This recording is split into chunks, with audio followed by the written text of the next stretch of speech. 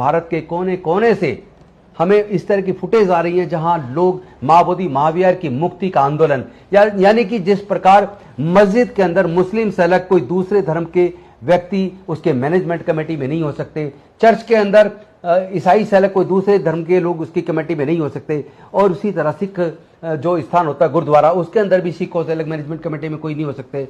हिंदुओं के मंदिर के अंदर जो ब्राह्मण धर्म है उसके जो मंदिर हैं उन ब्राह्मणों के मंदिर के अंदर भी उसके धर्म से अलग दूसरे धर्म के लोग मैनेजमेंट कमेटी में नहीं हो सकते। लेकिन महाबोधि महाविहार बौद्धों की आस्था का केंद्र इस बौद्ध मंदिर के अंदर इसमें 4 पंडे क्यों?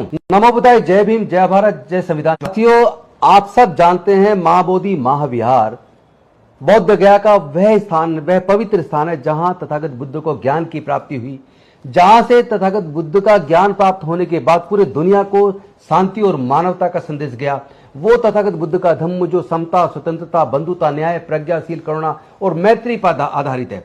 उसी महाबोधि महाविहार पर एक बीटी एक्ट 1949 एक्ट के तहत 4 पंडे कब्जे में हैं और 4 पंडे उसकी मैनेजमेंट कमेटी में हैं, 4 बौद्ध हैं और उसका चेयरमैन वहां का डीएम है। चूंकि बीटी एक्ट में ऐसी व्यवस्था की गई है और वजह यह जब बीटी एक्ट बना तो उस वक्त बौद्धों का रिप्रेजेंटेशन उस एक्ट को बनाने वाले लोगों में नहीं था, जिसकी वजह से यह सारा खेल हो गया।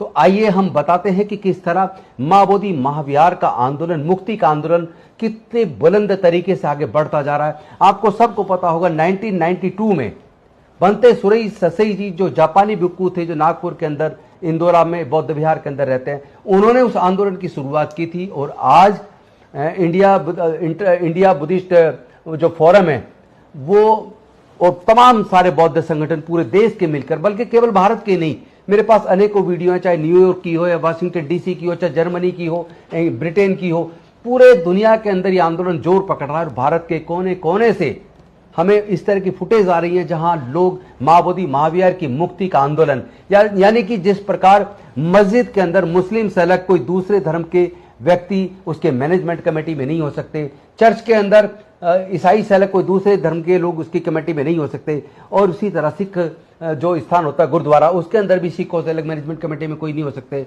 हिंदुओं के मंदिर के अंदर जो ब्राह्मण धर्म है उसके जो मंदिर हैं उन ब्राह्मणों के मंदिर के अंदर भी उसके धर्म से अलग दूसरे धर्म के लोग मैनेजमेंट कमेटी में नहीं हो सकते। लेकिन महाबोधि महाविहार बौद्धों की आस्था का केंद्र इस बौद्ध मंदिर के अंदर इसमें 4 पंडे क्यों? इस मुक्ति के लिए कितना बड़ा आंदोलन पूरे देश में चल रहा है। आज हमारे बीच अनेकों बौद्ध भिक्खु संघ और हमारे कुछ उपासक साथी आए हैं। मैं चाहूंगा अपने साथी से सबका एक बार इंट्रोडक्शन करा के इस चर्चा को आगे बढ़ाएं। जय भीम, नमो बुद्धाय, जय भारत, जय मान्यवर काशीराम। साथियों, आज बोध गया के महाबोधि महाविहार का मुक्ति आंदोलन जो है वो भारत में ही नहीं पूरे विश्व भर में रफ्तार पकड़ रहा है।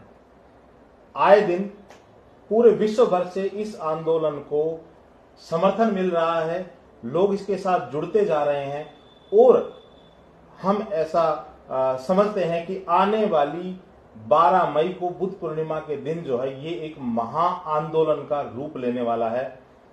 आज हमारे साथ भिक्षु संघ के हमारे बौद्ध भिक्षु बनते विनाचार्य जी क्रांतिकारी, बनते करुणा सागर हरिद्वार उत्तराखंड से, और बनते डॉक्टर बुद्ध प्रताप विनय हमारे साथ हैं, जुड़े हैं हमारे साथ, और भाई राजेंद्र पाल गौतम जी जो जय भीम मूवमेंट के एक महानायक मैं कहूंगा वो हमारे साथ जुड़े हुए हैं।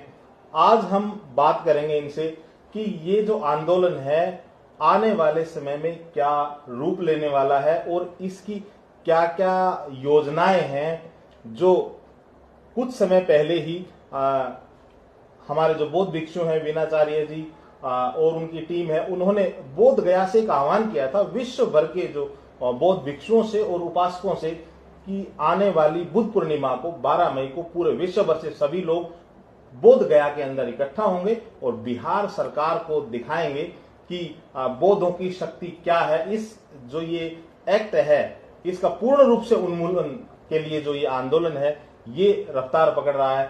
हम बात करेंगे प्रथमतः जो है बौद्ध भिक्षु बनते वीणाचार्य जी क्रांतिकारी से कि बनते जी जी, जैसा कि आपने आह्वान किया कि भाई पूरे विश्व भर से लोग 12 मई को वहां पहुंचेंगे बुद्ध पूर्णिमा के दिन, और एक यात्रा जो है वो आप शुरू करने वाले हैं, आपने आह्वान किया था बोध गया से ही सीधा। तो मैं जानना चाहूंगा कि क्या क्या प्लानिंग है, उसकी क्या योजनाएं हैं, और लगभग कितने हमारे बौद्ध भिक्षु और उपासक वहां पहुंचेंगे, और ये आंदोलन क्या रूप लेने वाला है? आज हम हमारे सम्मानित एडवोकेट राजेंद्र पाल गौतम जी, जो पूर्व में दिल्ली सरकार में मंत्री रहे हैं, आज इनके आवास पे बैठकर हमने जो पूर्व चर्चा की थी महाबोधि महाविहार मुक्ति आंदोलन के लिए, कि हम दिल्ली से बोध गया के लिए एक पद यात्रा शुरू करने जा रहे। यात्रा के क्रम में ही आज हम मंत्री जी के आवास पे बैठे और इनके साथ एक विचार विमर्श हमारा हुआ कि हम जय भीम मिशन के पास एक सामाजिक उत्थान के लिए, सामाजिक जन जागरूकता के लिए समाज और मंत्री जी के प्रयास से रथ बनाया गया था, और इस यात्रा में रथ की विशेष आवश्यकता है। तो आपने पहले ही मन बना रखा था, यानी हमारे से पहले ही मन बना रखा था कि रथ यात्रा निकलनी चाहिए, क्योंकि यात्रा जो होती है वो लोगों से सीधा जुड़ती है, लोगों के बीच में जाती है, तो लोगों में हौसला बढ़ता है, उम्मीद बढ़ती है कि हाँ हमारे पास भी आंदोलन की मुहिम चल के आई है, तो उनका एक बड़ा लेवल पे बड़े जनसमूह के साथ समर्थन मिलता है। तो रथ यात्रा से पूरे देश में हम लोग ये मैसेज देना चाह रहे कि आने वाले बुद्ध पूर्णिमा पर 12 मई को जो बुद्ध पूर्णिमा आ रही है, बुद्ध पूर्णिमा का वो महापर्व है जिस पर्व की शुरुआत ही बोध गया से हुई है। सिद्धार्थ गौतम को ज्ञान की प्राप्ति हुई, संबुद्ध बने, संबुद्ध बनने के बाद ही यह उद्घोष हो गया कि बुद्ध के संबोधि के दिवस को बुद्ध पूर्णिमा के रूप में मनाया जाए।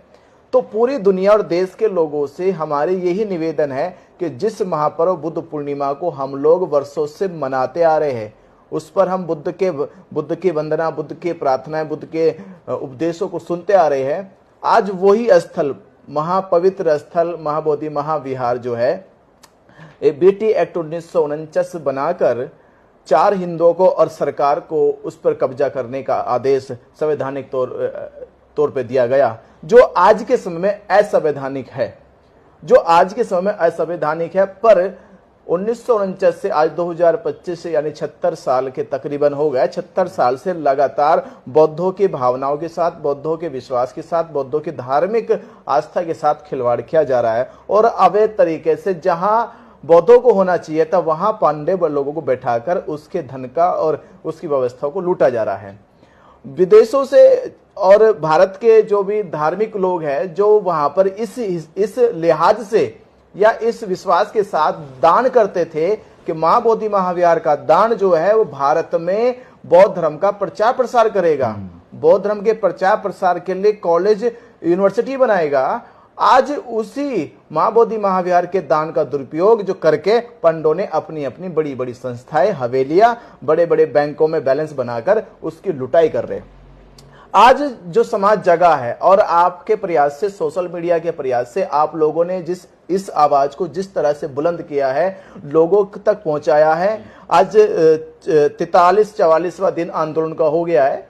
43-44 दिन के आंदोलन में जो बोधगया से हुआ था 12 फरवरी से, उसकी आवाज देश के आज मुझे लगता है कि प्रत्येक शहर तक, शहर के गांव तक और गांव के प्रत्येक व्यक्ति तक पहुंच गई है। अब जरूरत है आपको बोधगया पहुंचने की। तो आपसे हमारी यही अपील है कि 14 अप्रैल से दलित प्रेरणा स्थल नोएडा से ये रथ यात्रा शुरू होने जा रही है। हमें आपसे यही गुजारिश करते हैं, निवेदन करते हैं कि आंदोलन के लिए एक लाइन में बोला हो कि मुक्ति का आंदोलन है, ये विरासत को बचाने का आंदोलन है। तो इसके लिए हमें तन मन धन की सहयोग की, सपोर्ट की जरूरत होती है, क्योंकि कोई भी आंदोलन एक व्यक्ति के कंधों पे नहीं होता है, बल्कि पूरा समूह उसका जिम्मेदार होता है, उसे लेकर चलता है, रथ को लेकर चलता है। तो आपको मैं एक चीज कह रहा हूं कि एक मुट्ठी अन्न, जिस तरह से उन लोगों ने राम मंदिर को बनाने के लिए एक ईंट मांगी थी, घर घर से मिट्टी मांगी थी, हमें तो मंदिर बनाना नहीं है, हमारा तो बना बनाया खड़ा है, हमें तो बचाना है उसे।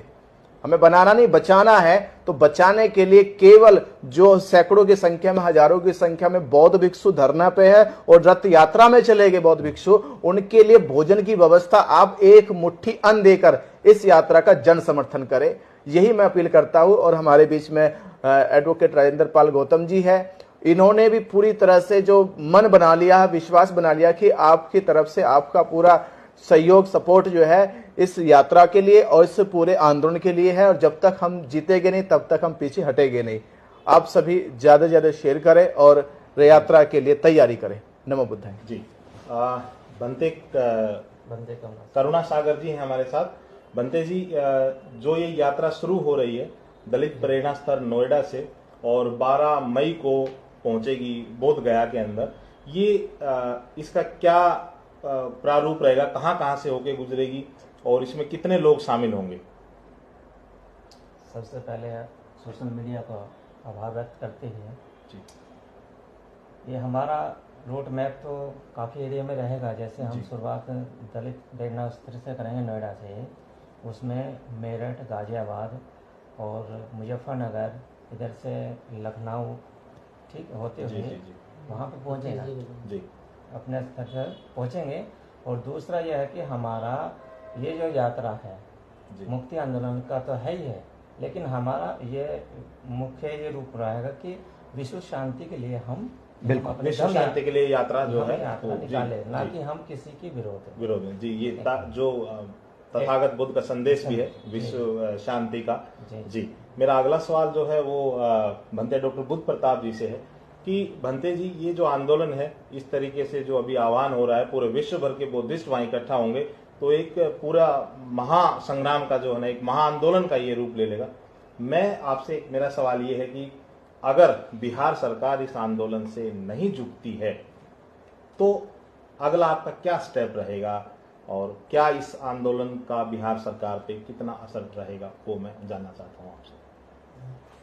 देखिए विजेंद्र जी, आपके सवाल से पहले उत्तर देने से पहले कुछ और एक थोड़ी सी बात मैं ऐड करूँगा कि ये जो मसला है BT एक्ट 1949 का, ये बहुत पेचीदा नहीं है। बस क्या है कि यहाँ के जो हुक्मरान जो लोग हैं उनकी नीयत में फ़र्क है। जी। हमारी प्रेजेंबल कहती है कि हम सेकुलर हैं, हाँ, हम सभी धर्मों का जी, सम्मान करते हैं। आर्टिकल 26 कहता है कि सभी धर्म स्वतंत्र रूप से अपनी संस्थाएं बना सकते हैं, अपने मंदिर भी बना सकते हैं और अपने अपने तरीके से पूजा उपासना वो कर सकते हैं। तो केवल मंदिर जो महाविहार है उसकी मुक्ति का ही मसला नहीं है, उसके अलावा हमें हमारा पर्सनल लॉ भी चाहिए, जैसे दूसरे धर्मों के पर्सनल लॉ हैं, दूसरे धर्मों के बोर्ड हैं, पर्सनल बोर्ड हैं, वो अपने तरीके से विवाह, अपने तरीके से पूजा पत्ती रावड़ी उस तरीके से करते हैं। तो उसी तरीके से बहुत भिक्षु उपासक मिल करके अपने हम धर्म के नियम कायदे जो विनय है, विनय के अनुसार काम करें और उसी ही तरीके से समाज में और उसमें दुनिया में धर्म का प्रचार प्रसार, यानी कि बौद्ध विनय के रूप में जो है एक बौद्धिस्ट पर्सनल लॉ जो है वो देश में होना चाहिए। हाँ, उसकी भी डिमांड है। जो आप ये कह रहे कि बिहार सरकार ना माने, तो ऐसा हो नहीं सकता बिहार सरकार ना माने। मैं बिहार सरकार को, आप जो सोशल मीडिया के साथी हैं उनके माध्यम से चेतावनी के लिए एक बात कहूँगा कि आप देखते हैं गूगल पे कि हम कितने लोग हैं बिहार सरकार, तो गूगल पे आप चेक करते हैं तो बहुत कम संख्या मिलती है बौद्धिस्टों की, क्योंकि बौद्धिस्ट जो लोग हैं वो उनके कागज वागज बनवाते नहीं, बहुत सारे लोग नहीं बनवाते, जी जी, माइनॉरिटी का सर्टिफिकेट अपना। लेकिन जो लोग बाबा साहब डॉक्टर अम्बेडकर को मानते हैं भारत में, सारे के सारे शेड्यूल कास्ट, खतीब हो गए, तो वाल्मीकि हैं, उसमें धानुक हैं, चमार हैं, जी जी, और ये सारे जो लोग हैं इस तरह के जो वो बाबा साहब को मानते हैं, बाबा साहब भगवान बुद्ध को मानते हैं, बुद्ध के शासन को मानते हैं, बुद्ध के धम्म को मानते हैं।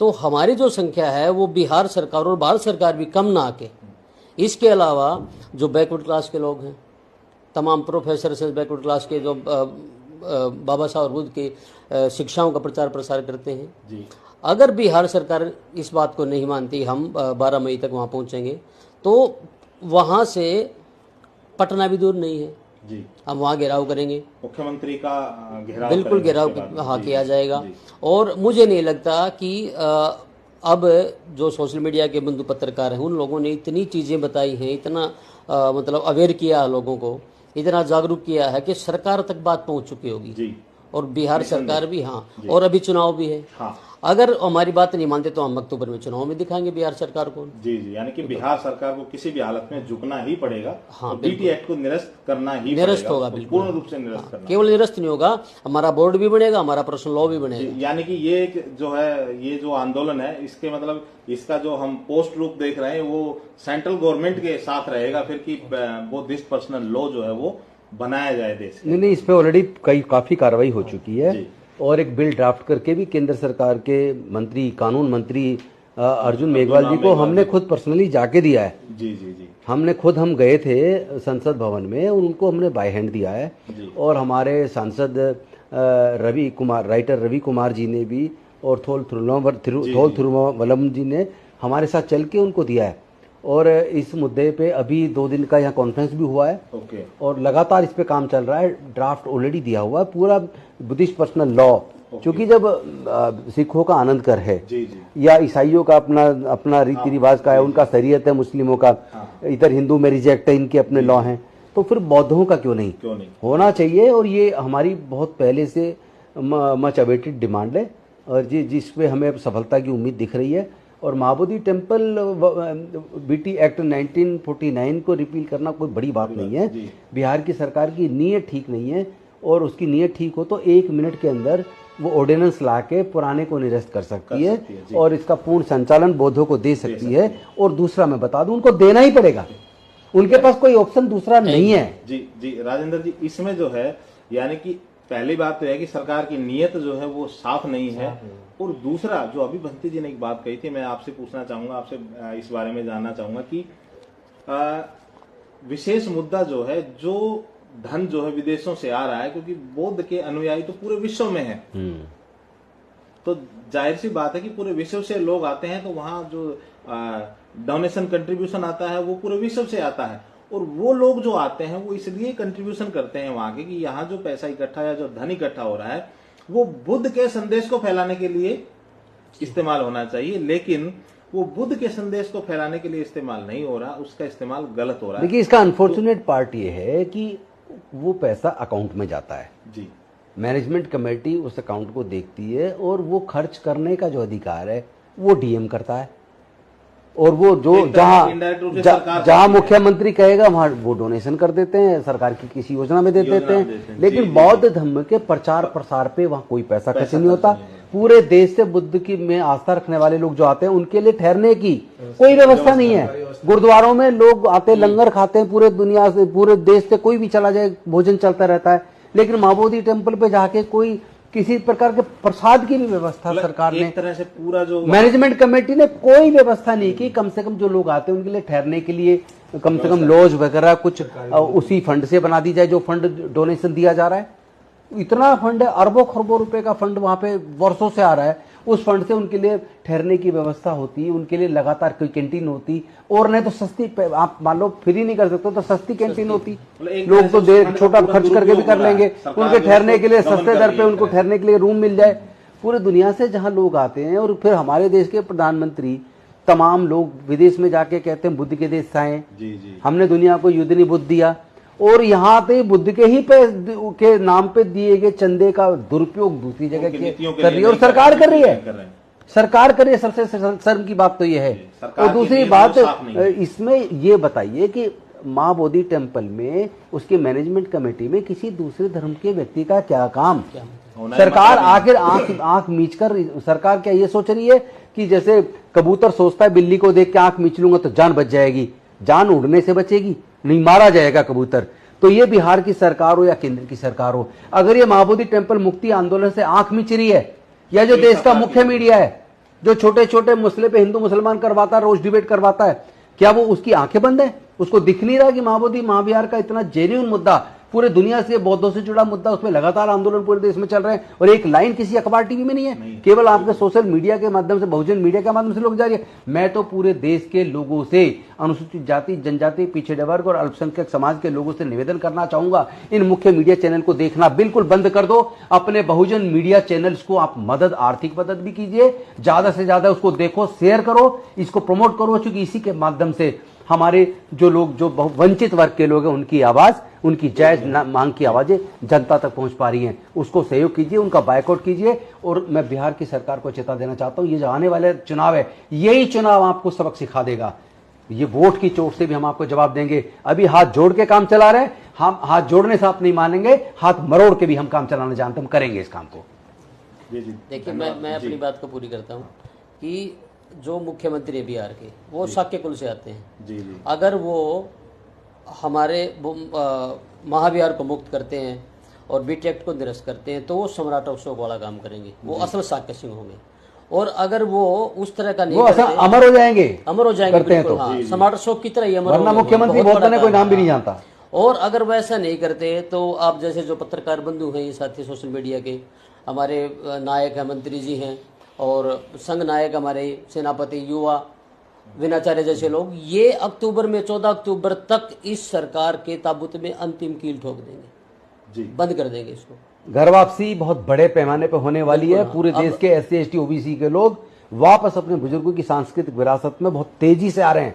आज की डेट में कम से कम 15 से 20 करोड़ लोग हैं भारत में जो तथागत बुद्ध के धम्म को आचरण में उतारते हैं, उसको मानते हैं। बेशक से अभी उन्होंने डिक्लेरेशन ना किया हो सकता है जब अब की बार सेंसस होगी तो डाटा बहुत बड़ा दिखाई देगा ना। जिस तरह से बंते जी ने बताया कि अभी जो है हमारे पूरे SC ST OBC समाज के लोग जो वो एक तरह से बुद्धिस्ट हैं, तो देखा जाए तो इस देश में 70% से ज्यादा आबादी जो है वो प्रत्यक्ष और परोक्ष रूप से बुद्धिस्ट ही है। पहले तो पूरा ही भारत बौद्ध था। बौद्ध में था सम्राट अशोक के टाइम पे, म्यांमार से लेके काबुल कद्दार तक, ईरान तक सारा पूरा बौद्ध था। अब बेशक बांग्लादेश अलग बन गया, बर्मा बन गया, उधर अफगानिस्तान बन गया, पाकिस्तान बन गया, भूटान, ये सब पूरा ये एक वृद्ध भारत था।